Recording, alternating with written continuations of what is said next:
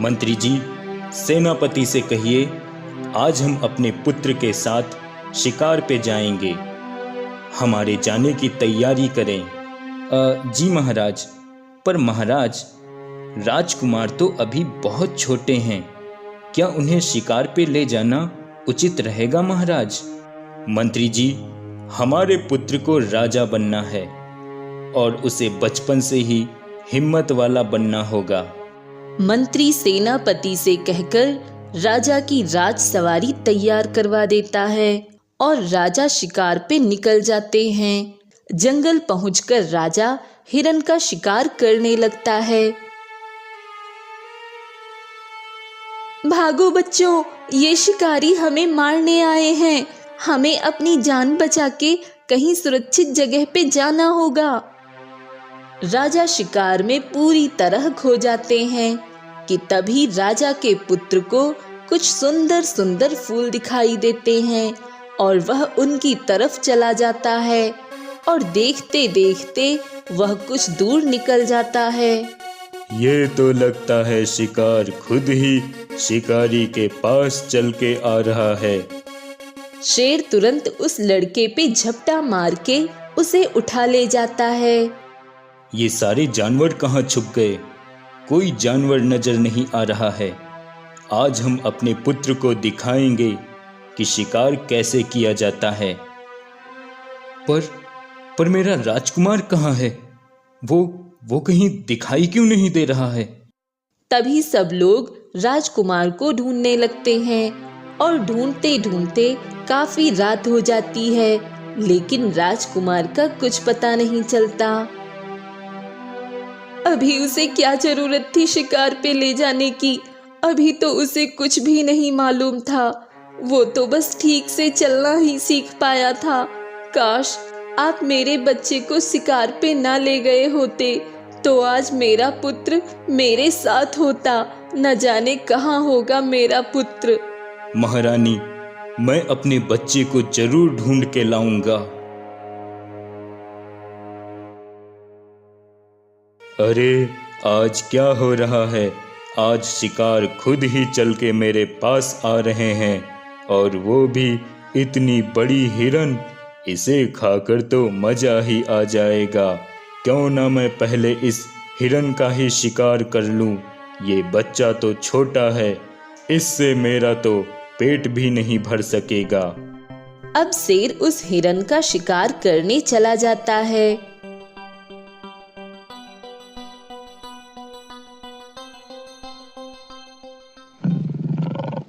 अरे बाप रे, ये शेर तो मेरी तरफ ही आ रहा है। जल्दी से भाग लेती हूँ। अरे ये हिरन तो भाग रही है, मुझे जल्दी से इसे पकड़ना होगा। अब वह बच्चा अकेला होने के डर से गुफा से बाहर निकलकर जाने लगता है और वह चलते चलते एक नदी के पास पहुंच जाता है। अरे ये बच्चा किसका है? और ये तो बहुत छोटा है। लगता है किसी का बच्चा खो गया होगा।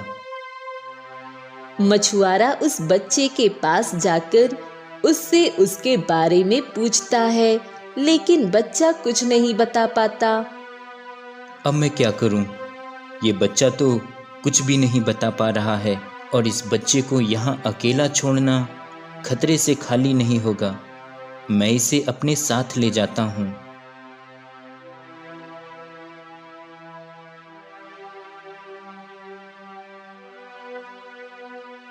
अरे आप ये बच्चा किसका ले आए?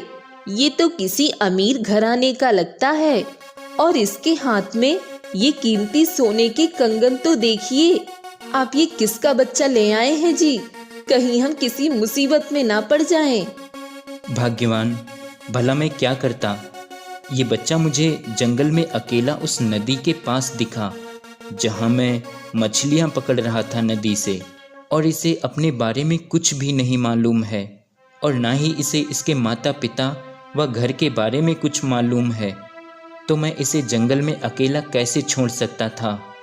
तो अब हम क्या करेंगे? इस बच्चे के बारे में किसी को क्या बताएंगे? फिलहाल तो अभी हम किसी से कुछ भी नहीं बताएंगे, और फिर क्या करना है मैं सोचूंगा।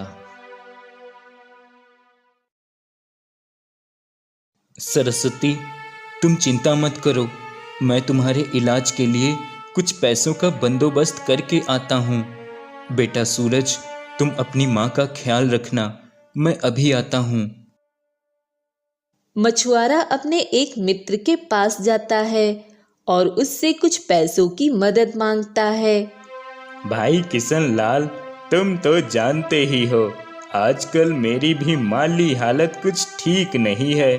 मैंने तो अपनी पत्नी के गहने गिरवी रख के मछली मंडी का ठेका लिया है और अब उसके पैसे भी चुकाने हैं। भाई मुझे माफ करना, मैं अभी कुछ नहीं कर सकता हूँ। मछुआरा निराश होकर वहां से चला जाता है और घर पहुंचकर सोचता है, अब तो बस एक ही रास्ता है, सूरज के बचपन के कड़े ही अब मुझे गिरवी रखने पड़ेंगे और कोई रास्ता नहीं बचा है। यह सोचकर किशन लाल मछुआरा वो कड़े लेकर निकल जाता है। अरे जग्गा, क्या आज भी दिन खाली निकल जाएगा क्या? अभी तक कोई मुर्गा ही नहीं फंसा। पकिया भाई, लगता है भगवान ने सुन ली। वो देख, एक मुर्गा इधर ही चला आ रहा है। चल देखते हैं, उसके पास कुछ न कुछ तो माल होगा ही।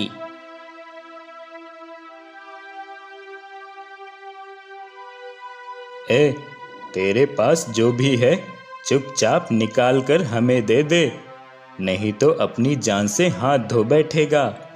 नहीं नहीं, मेरे पास कुछ नहीं है, मुझे छोड़ दो, मुझे जाने दो। मेरी पत्नी बीमार है, मुझे उसका इलाज कराना है, मुझे जाने दो। हाँ हाँ, जाने देंगे जाने देंगे। पहले सारे रुपए पैसे सोना चांदी जो भी है तुम्हारे पास वो तो हमें दे दो।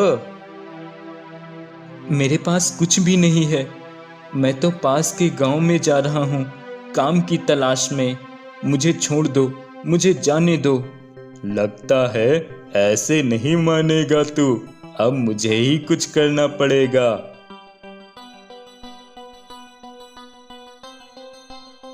हाँ, ये देखो माल छुपा के जा रहा था। पकिया भाई, ये तो बहुत कीमती लगते हैं। इतने कीमती कड़े इस फक्कड़ के पास कहाँ से आए?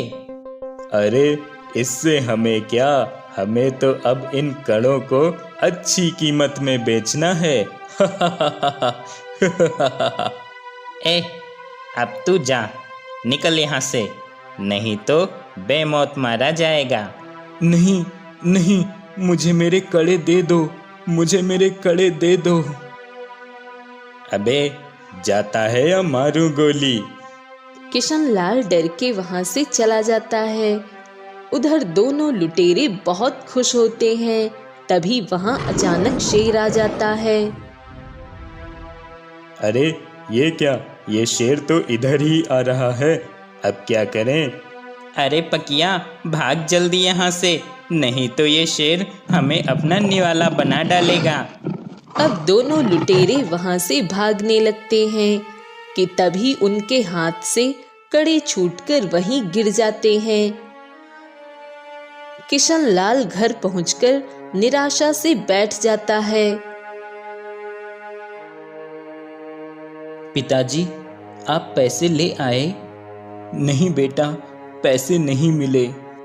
किशन लाल सूरज को सारी बात बताता है। पिताजी, आप चिंता मत कीजिए, मैं कुछ करता हूँ।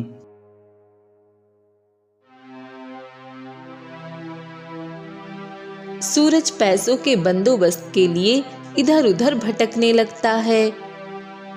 ये लो, आज तुम्हारा इतना ही बना है। अरे, ये सेठ उन लोगों को पैसे दे रहा है, क्यों ना मैं भी इस सेठ से कुछ पैसे ले लूं, बदले में कोई काम कहेगा तो मैं कर दूंगा। सूरज सेठ के पास जाकर कुछ पैसे मांगता है। अरे कौन हो भाई, मैं तुम्हें पैसे क्यों दे दूं? मैं यहाँ कोई खैरात बांट रहा हूँ क्या? चलो जाओ यहाँ से, कोई पैसे नहीं हैं।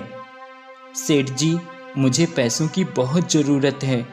आप मुझे कुछ पैसे दे दें, बदले में मैं आपका सारा काम कर दूंगा। अरे नहीं नहीं, मेरे पास कोई काम नहीं है, तुम जाओ यहाँ से। जिसको देखो वो पैसे मांगने चला आता है, जैसे कि इस राज्य का राजा मैं ही हूँ जो सबको पैसे देता फिरूं। इसका मतलब अगर मैं इस राज्य के राजा के पास जाऊं तो वो मुझे पैसे ज़रूर दे देंगे। सूरज तुरंत राजा के पास जाता है। महाराज की जय हो। महाराज, मैं एक गरीब मछुआरे का बेटा हूँ और मेरी माँ की तबीयत बहुत खराब है। उनके इलाज के पैसे नहीं हैं हमारे पास। कृपया आप मेरी कुछ मदद करें। बदले में आप मुझे जो भी काम देंगे मैं वो करने को तैयार हूँ। मंत्री जी, हमारे पास न जाने कितने लोग आए मदद मांगने और पैसे मांगने के लिए, लेकिन किसी ने भी ये नहीं कहा कि वो उन पैसों को लौटाएंगे या वो उन पैसों के बदले कोई काम कर लेंगे। सब ने पैसे लिए और चलते बने, लेकिन पहली बार किसी ने कहा है कि पैसों के बदले वो कोई काम कर लेगा। मुझे इस लड़के की नीयत अच्छी लगी। मंत्री जी, इस लड़के को जितने पैसे चाहिए उतने पैसे दे दिए जाएं और हम आज से तुम्हें अपने महल में चौकीदारी का काम देते हैं। उम्मीद है तुम उसे अच्छे से करोगे। जी महाराज, मैं पूरी ईमानदारी से अपना काम करूँगा। सूरज पैसे लेकर अपने घर चला जाता है। बेटा सूरज, तू इतने पैसे कहाँ से लाया? पिताजी, ये पैसे मुझे राजा साहब ने दिए हैं माँ के इलाज के लिए। और हाँ, उन्होंने मुझे राजमहल में चौकीदारी का कार्य भी दिया है। पिताजी, आप माँ का इलाज अच्छे से करवाइए। अब इतने पैसों में माँ बिल्कुल ठीक हो जाएंगी।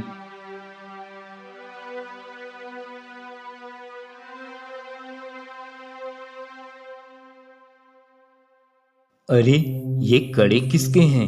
ये तो सोने के कड़े हैं और देखने से बहुत कीमती लगते हैं। अरे वाह, मेरी तो निकल पड़ी। इससे पहले कि कोई आए मुझे यहाँ से निकल जाना चाहिए। चूड़ी वाला गोपाल वो कड़े लेकर वहां से चला जाता है। अरे, ये आप क्या देखे जा रहे हैं इतनी देर से? और ये क्या है आपके हाथ में? ये तो कड़े हैं, वो भी सोने के। हाँ कमला, ये सोने के कड़े हैं, पर जरा धीरे बोलो, किसी को कानों कान खबर नहीं होनी चाहिए, समझी? पर ये आपको मिले कहाँ? ये तो बहुत सुंदर कड़े हैं और इनकी तो बहुत कीमत होगी। कमला, अब हमारे गरीबी के दिन तो जाने वाले हैं। अब तो हम भी सेठ बनने वाले हैं। गोपाल उन कड़ों को पाकर बहुत खुश हो जाता है और वह रात भर सो भी नहीं पाता। और अगली सुबह ही वह सोनार की दुकान पे वह कड़े लेकर बेचने चला जाता है। ये कड़े तुम्हें कहाँ से मिले? सेठ जी, ये कड़े हमें हमारे पुरखों ने दिए थे, तब से रखे हैं हमारे पास। अब सोचा इन्हें बेचकर कुछ पैसों का कोई काम धंधा शुरू कर लूं। ठीक है, तुम ये कड़े यहीं छोड़ दो, हम तुम्हें कल इसकी कीमत देंगे। क्या? कल? पर आज क्यों नहीं सेठ जी? अगर आज ही दे देते तो ज़्यादा सही रहता। मुझे पैसों का बहुत ज़रूरी काम है। देखो, ये कड़े शुद्ध सोने के हैं या नहीं, ये भी पता लगाना पड़ेगा, जो कि हमारे पुराने जानकार ही बता पाएंगे। फिर इनकी कीमत क्या होगी यह भी वही तय करेंगे। तो तुम कल आ जाना। ठीक है सेठ जी, पर कल पैसे मिल तो जाएंगे ना? हाँ हाँ, कल पैसे मिल जाएंगे तुम्हें। अच्छा फिर ठीक है, मैं चलता हूँ। कल आता हूँ। वो तो तुझे कल ही पता चलेगा कि तुझे कल क्या मिलेगा।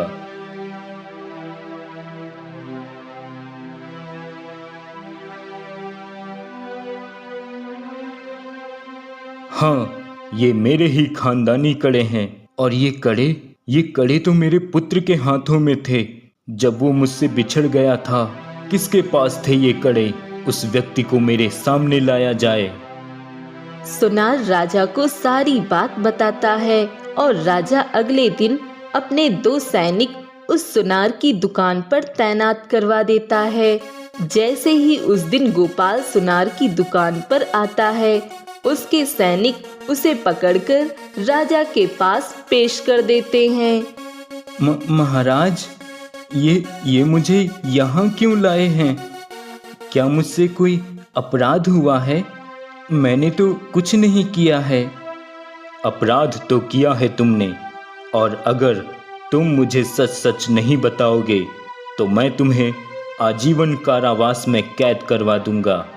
इसलिए जो भी तुमसे पूछा जाए उसका सच सच जवाब दो। बताओ, तुम्हें ये कड़े कहाँ से मिले?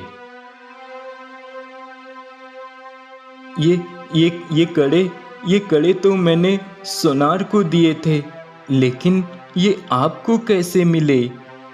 तुमसे जो पूछा जाए उसका जवाब दो, नहीं तो अंजाम बुरा होगा।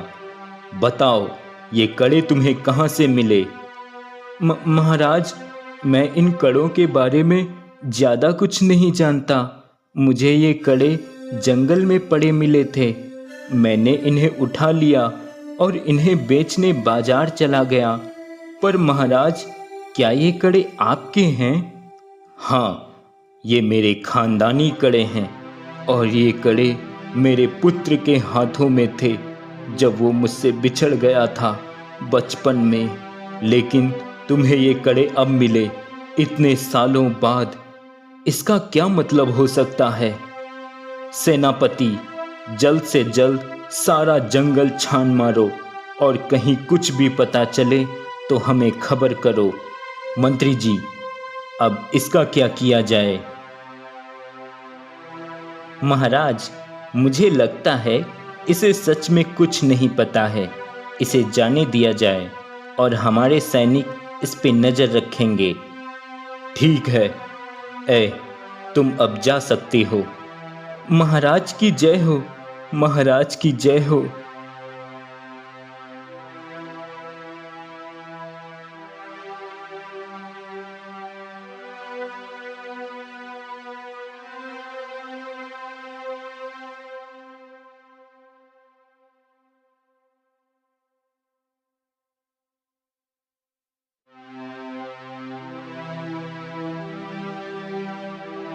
कितनी बार मैंने पूरा जंगल ढूंढवाया, पर मेरा पुत्र, इतने साल हो गए, कुछ पता नहीं चला।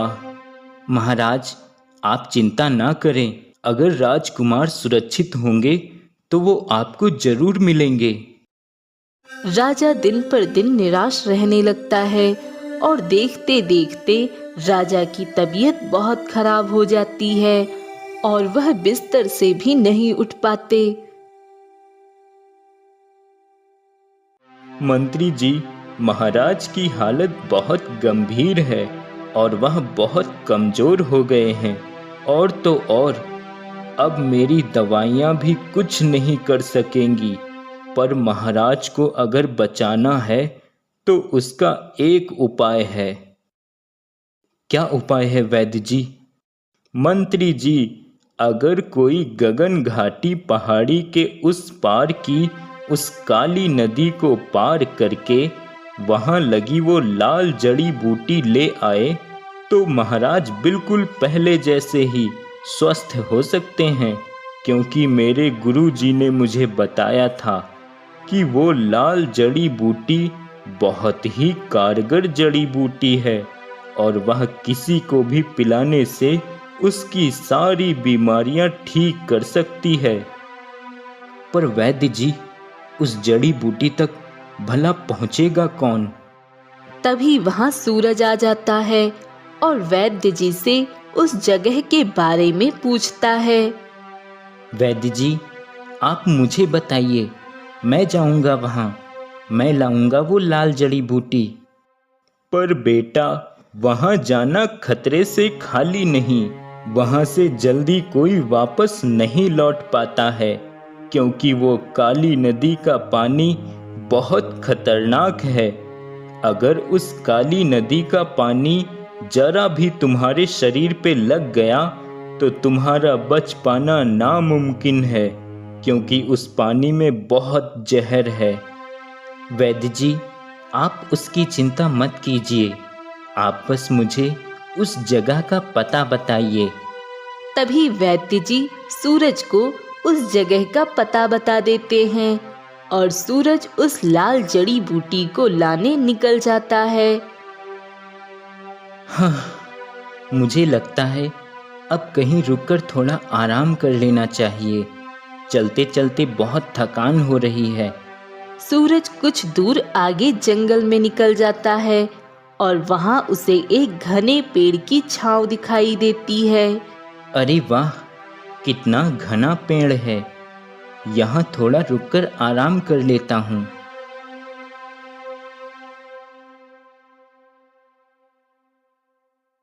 सूरज वहीं उस पेड़ की छांव में आराम करने लगता है और वहीं सो जाता है। कुछ देर बाद उसे एक आवाज सुनाई देती है। बचाओ, बचाओ, मुझे कोई बचाओ। अरे, ये आवाज किसकी है?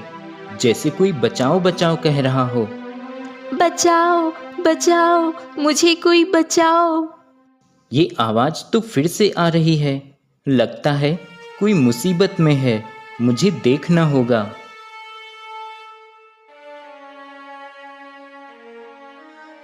सूरज अब उस आवाज को ढूंढते हुए जंगल में आगे निकल जाता है कि तभी उसकी नजर एक छोटी सी चिड़िया पे जाती है जो एक दुष्ट जादूगर के जाल में फंसी होती है। इसका मतलब ये चिड़िया ही बचाओ बचाओ कह रही थी।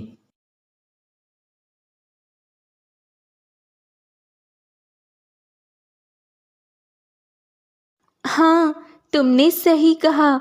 मैं ही बचाओ बचाओ कहकर चीख रही थी, क्योंकि एक दुष्ट जादूगर ने मुझे इस जाल में फंसा दिया है और वो कहीं चला गया है और इस जाल से मैं खुद को आज़ाद नहीं कर सकती, क्योंकि ये जाल जब तक मुझ पे रहेगा तब तक मैं कुछ नहीं कर सकती।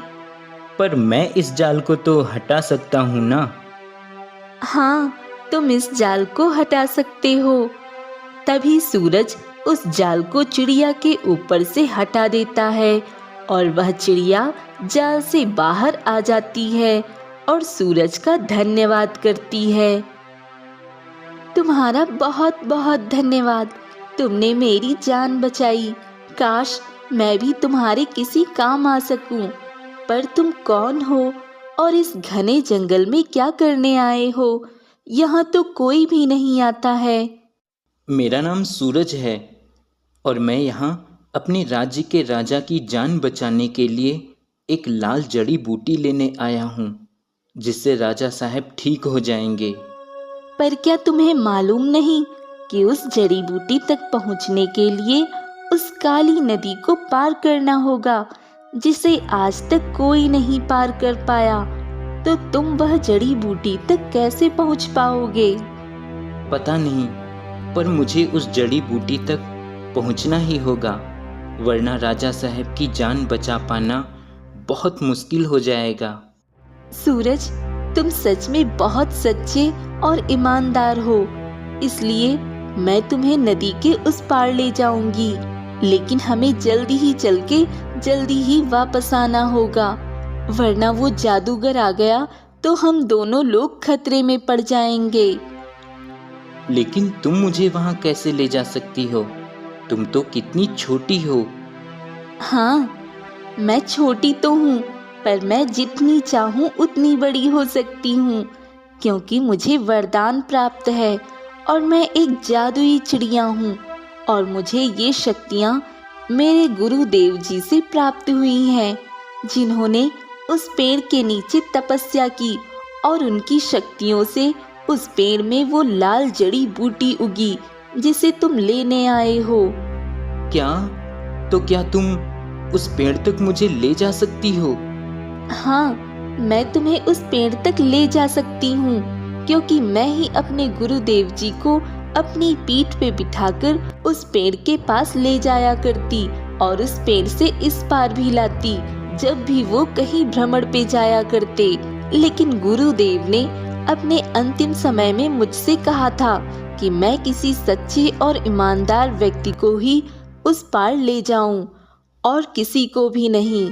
इसलिए मैं उस दुष्ट जादूगर को उस पार नहीं ले जाना चाहती, क्योंकि वो उस पेड़ की जड़ी बूटियों का गलत इस्तेमाल करेगा।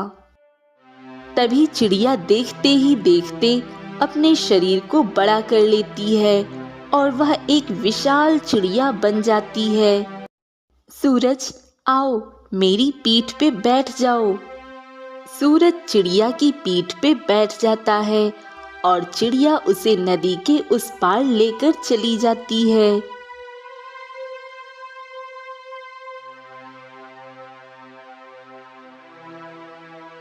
सूरज, यही है वो लाल जड़ी बूटी का पेड़। अब तुम जल्दी से जड़ी बूटी तोड़ लो।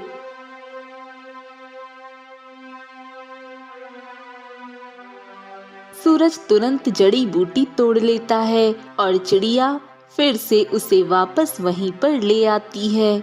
सूरज, अब तुम जल्दी यहाँ से निकल जाओ। यहाँ रुकना अब तुम्हारे लिए ठीक नहीं है।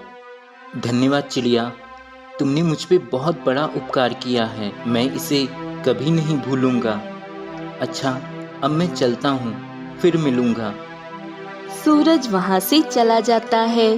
तभी जादूगर उसे जाते हुए देख लेता है और जल्दी से चिड़िया के पास जाता है और देखता है कि चिड़िया भी अपना आकार छोटा कर रही होती है।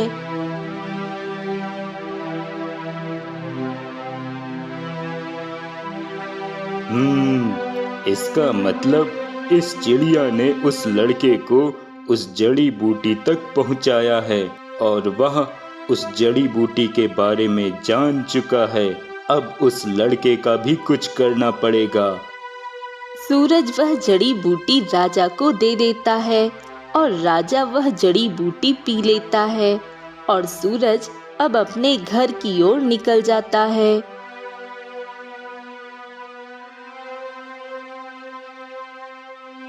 ऐ लड़के, तू ही उस जड़ी बूटी तक उस चिड़िया की पीठ पर बैठकर गया था ना? हाँ हाँ, पर तुम कौन हो? मैं कौन हूँ तुझे जल्द ही पता चल जाएगा। जादूगर सूरज को उठाकर अपने साथ लिए चला जाता है।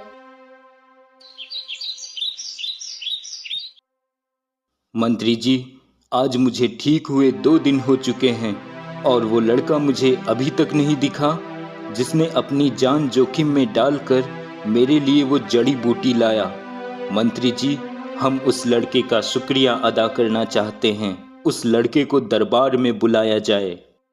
मंत्री सूरज को राजमहल में चारों ओर देखता है, लेकिन सूरज कहीं नहीं दिखाई देता है। महाराज, मैंने महल में चारों ओर देखा पर सूरज कहीं नजर नहीं आया। लगता है वो 2-3 दिनों से राजमहल आया ही नहीं है। क्या? पर 2-3 दिनों से वो क्यों नहीं आ रहा है? मंत्री, आप उसके घर पे पता लगाइए और मुझे खबर कीजिए। मंत्री तुरंत 2 सैनिकों को सूरज के घर जाने का आदेश देता है और 2 सैनिक सूरज के घर का पता लगाते हुए उसके घर पहुंच जाते हैं। क्या सूरज 3 दिनों से घर भी नहीं गया है और वो यहाँ भी नहीं आ रहा है? ऐसा कैसे हो सकता है? मंत्री जी, आप जल्द से जल्द पता लगाइए कि सूरज कहाँ है। मंत्री अब सैनिकों के साथ सूरज को ढूंढने लगते हैं। ढूंढते ढूंढते वह उसी जगह पे पहुंच जाते हैं जहाँ वो बूढ़ी औरत रहती है। अब वह बूढ़ी औरत मंत्री को सारी बात बता देती है। क्या कोई सूरज को अपने घोड़े पे उठाकर जंगल की ओर लिए चला गया था? ऐसा कैसे हो सकता है? मंत्री जी, अब हम ही पता लगाएंगे कि सूरज कहाँ है और उसे कौन उठा ले गया है। अब राजा और सेनापति और मंत्री तीनों घोड़े पे सवार होकर जंगल की ओर चले जाते हैं। चलते चलते उन्हें एक गुफा दिखाई देती है, जहाँ एक घोड़ा खड़ा होता है। मंत्री जी, ये घोड़ा यहाँ क्यों खड़ा है? लगता है कोई इस गुफा के अंदर है। हमें अंदर जाकर देखना होगा। तभी तीनों लोग उस गुफा के अंदर चले जाते हैं और देखते हैं कि गुफा में सूरज एक बड़े से लोहे के जाल में कैद है। ऐ लड़के, मैं तुझसे आखिरी बार कह रहा हूँ, उस चिड़िया से कहो मुझे उस पेड़ तक ले जाए, वरना मैं तुम्हें कभी आजाद नहीं करूँगा। ऐ दुष्ट जादूगर, ऐसे कैसे नहीं आजाद करेगा? मैं देखता हूँ तू क्या करेगा। तभी राजा का सेनापति जाकर जादूगर पे हमला करने वाला होता है कि तभी जादूगर अपनी शक्तियों से उसे एक जाल में कैद कर देता है। मुझे मारेगा? मुझे कोई नहीं मार सकता। तभी मंत्री जादूगर की ओर बढ़ता है। तभी जादूगर मंत्री को भी कैद कर देता है। तुम लोग मेरा कुछ नहीं बिगाड़ सकते। मेरी शक्तियों के आगे तुम लोग बेबस हो। दुष्ट जादूगर, इन सभी को आजाद कर दे, नहीं तो तू बहुत पछताएगा। अच्छा, मैं पछताऊंगा। अब तुझे भी इन सब के साथ कैद कर देता हूँ राजा साहेब। जादूगर राजा पे अपनी शक्ति का प्रहार करता है, लेकिन राजा पे कोई असर नहीं होता। हाँ, मेरी शक्तियाँ काम क्यों नहीं कर रही? ऐसा कैसे हो सकता है? जादूगर फिर से कोशिश करता है, लेकिन उसकी शक्तियाँ राजा पे कोई असर नहीं करती। ऐसा कैसे हो सकता है? मेरी शक्तियाँ राजा को छू भी नहीं पा रही। महाराज, इस दुष्ट जादूगर की शक्तियाँ आपका कुछ नहीं कर पा रही हैं, क्योंकि आपने वो लाल जड़ी बूटी पी हुई है। उस जड़ी बूटी में बहुत शक्ति है और आप भी अब बहुत शक्तिशाली हैं। महाराज, आप उन शक्तियों को बाहर निकालने की कोशिश करें। तभी राजा शक्तियों का प्रहार करने की कोशिश करता है और राजा की शक्ति से जादूगर एक पत्थर की मूर्ति बन जाता है। दुष्ट जादूगर, देख तेरे अहंकार ने तेरे साथ क्या किया। अब तू हमेशा के लिए पत्थर ही बनकर रह। अब राजा सूरज, मंत्री और सेनापति को भी जाल से आजाद कर देता है और सभी लोग राजमहल चले जाते हैं, जहां सूरज के माता पिता सूरज का इंतजार कर रहे होते हैं। पिताजी, माँ, आप दोनों यहाँ? हाँ बेटा, कहाँ चला गया था तू? हम दोनों को बहुत चिंता हो रही थी, इसलिए हम यहाँ चले आए तुम्हारा पता लगाने। पिताजी, मैं ठीक हूँ। कुछ जरूरी काम था, इसलिए बिना बताए जाना पड़ा, लेकिन अब मैं आ गया हूँ। अब कहीं नहीं जाऊँगा। किशनलाल, तुम बहुत किस्मत के धनी हो जो तुम्हें ऐसा बेटा मिला है। इसके जैसा बेटा होना बड़े सौभाग्य की बात है। किशनलाल, आपकी पत्नी ने एक वीर पुरुष को जन्म दिया है। महाराज, मेरी पत्नी ने सूरज को जन्म नहीं दिया, पर सूरज हमारे लिए हमारी आंख का तारा है महाराज। क्या? सूरज की माँ ने सूरज को जन्म नहीं दिया? तो क्या आप सूरज के पिता नहीं हैं? महाराज, आज से 21 साल पहले एक जंगल की नदी में मैं मछलियां पकड़ रहा था। तब मैंने देखा एक बच्चा जो घबराया हुआ था वो जंगल से निकलकर मेरी तरफ ही आ रहा था। मैंने इधर उधर देखा कि शायद किसी का बच्चा खो गया होगा तो कोई आएगा और इस बच्चे को ले जाएगा, लेकिन वहाँ कोई नहीं आया। तब हम इस बच्चे को अपने साथ अपने घर ले आए और इसको हम दोनों ने अपने बेटे जैसा ही पाला है। किशनलाल, क्या तुम बता सकते हो कि उस बच्चे के पास क्या क्या था? मेरा मतलब है, क्या कोई निशानी जो उसके पास हो? हाँ महाराज, निशानी तो थी।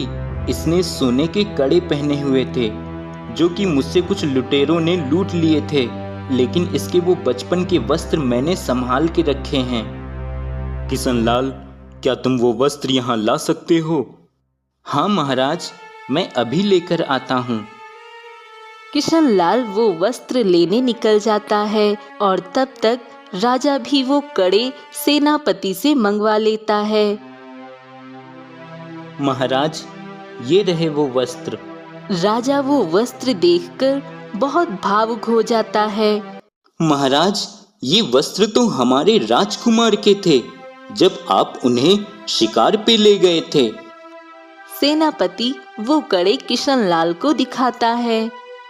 हाँ महाराज, ये तो वही कड़े हैं जो सूरज के हाथों में थे, पर ये तो उन लुटेरों ने लूट लिए थे। किशनलाल, ये सूरज कोई और नहीं बल्कि राजा साहब के पुत्र राजकुमार अनिरुद्ध हैं, और ये वस्त्र और ये कड़े राजकुमार अनिरुद्ध के ही हैं जो बचपन में राजा साहब के साथ जंगल में शिकार पे गए थे और वहीं बिछड़ गए थे। अब राजा सूरज को सारी बात बताता है और उसे अपना बेटा कहता है। किशनलाल, जाने अनजाने तुमने मेरे जीवन में सबसे बड़ा उपकार किया है। इसका बदला तो मैं नहीं चुका सकता, पर मैं अपने बेटे को पाकर बहुत खुश हूँ। लेकिन मैं देख रहा हूँ आप दोनों की आंखों में डर और दुख है सूरज से बिछड़ जाने का, पर हम ऐसा नहीं करेंगे। किशनलाल, आज से तुम दोनों इस महल में ही रहोगे, हमारे परिवार की तरह, और इस तरह हम सब सूरज यानी राजकुमार अनिरुद्ध के साथ रहेंगे। राजा की बात मानकर किशनलाल महल में रहने लगता है और सूरज यानी राजकुमार अनिरुद्ध अब सभी के साथ खुशी से रहने लगता है।